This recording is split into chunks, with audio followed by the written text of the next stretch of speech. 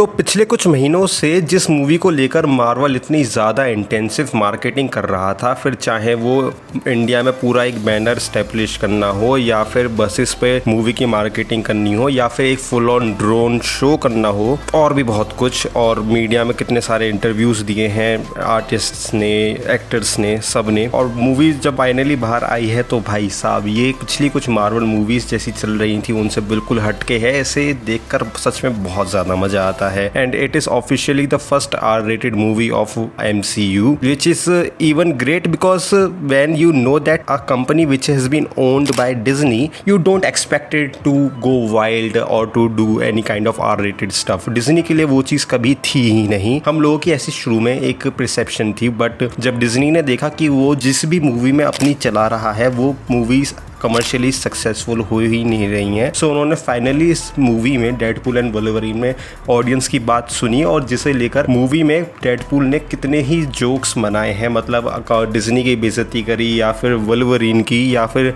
ये पूरी जो मल्टीवर्स सागा जो चल रही है इस समय MCU में उसके ऊपर भी कि लोग बहुत ज़्यादा परेशान हो चुके हैं इस मल्टीवर्स के पूरे सागा को लेकर कि भाई यहाँ से ये टाइमलाइन वो टाइमलाइन। वो इस चीज़ को भी एक्नॉलेज करता है मूवी में डायलॉग के साथ कि 2019 के एंड गेम के बाद हमारा जो कमर्शियल जो रहा है वो बहुत ज़्यादा बेकार मामला रहा है बिजनेस के मामले में, but here I am acting like a Marvel Jesus. और जो कि वो सच में है, क्योंकि मूवी का जिस हिसाब से बॉक्स ऑफिस रहा है, मूवी का पूरा बजट है 200 मिलियन और इसने शुरू के अपने 3 दिन में ही कमा लिए हैं 432 मिलियन कुछ, जो कि एक बहुत ज़्यादा बड़ा फिगर है। और ये officially R-rated movie with the biggest of box office opening बन चुकी है, जिसे लेकर अपने आप में मार्वल को खुश होने की ज़रूरत है। इनसाइड आउट 2 आई है, उसने भी फ्रोजन 2 का रिकॉर्ड तोड़ दिया है और वो हाईएस्ट ग्रोसिंग एनिमेटेड मूवी बन चुकी है। तो डिज्नी के तो इस समय बिल्कुल ही ऐसा लग रहा है कि पुराने दिन वापस आ चुके हैं और मूवी भी बहुत ज़्यादा अच्छी है। और ओपनिंग क्रेडिट सीन जो है मूवी का, oh my god, it's starts off with an action and there is just so much of blood everywhere which is not gore but it's entertaining it's at the same time. और इतना blood तो तुम अगर Marvel की पिछली movies को सबको उठा भी लोगे ना और एक साथ रख दोगे तब भी उसमें इतना ब्लड नहीं दिखेगा जितना मार्वल ने मूवी के स्टार्टिंग को ओपनिंग क्रेडिट सीन में दिखा दिया है। Specially that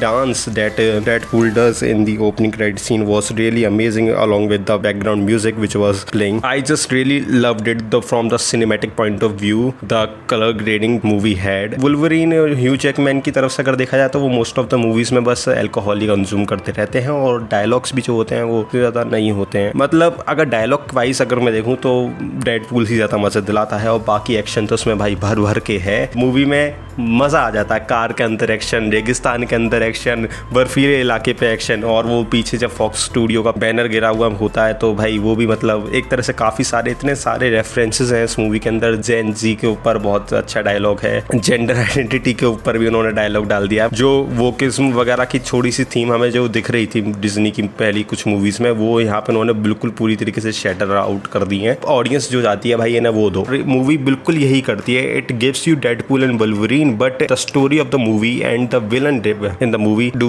anything that will have any kind of much impact on the audience, क्योंकि आप स्टोरी तो इतनी कुछ मतलब है भी नहीं और इतना जो दिनों से जो चल रहा था कि आपको बहुत सारी कुछ मूवीज़ देखने की ज़रूरत है ऐसे एंजॉय करने के लिए, तो मेरी तरह भाई कुछ देखने की ज़रूरत नहीं है। बस तुम्हें लोकी का सीज़न 1 थोड़ा सा देख लेना, उसका भी पहला अगर तुम एपिसोड देख लोगे तो तुम्हें समझ में आ जाएगा ये TVA कौन है और ये पूरा टाइमलाइन का क्या चक्कर है।